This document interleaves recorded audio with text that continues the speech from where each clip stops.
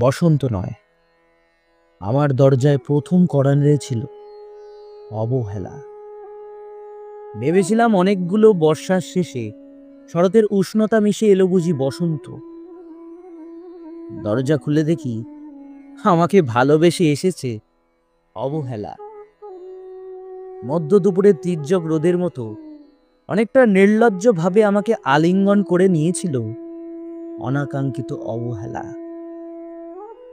আমি চারপাশে তাকিয়ে দেখেছিলাম আমার দীন ও দশায় কারোর করুণা বা আর্থিব পেখম ছড়িয়ে আছে কি না। ছিল না।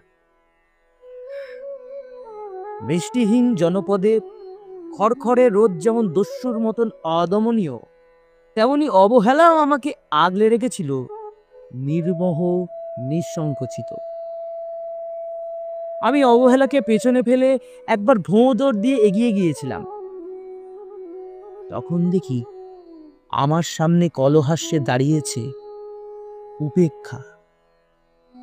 উপেক্ষার সঙ্গেও একবার কানামাচি খেলে এগিয়ে গিয়েছিলাম তোমাদের কোলাহল মুখর আনন্দ সভায়। কি মিলেছিল? ঠোঁট উল্টানো ভৎসনা আর অভিশপ্ত অনুরার মতো এক তাল অবজ্ঞা।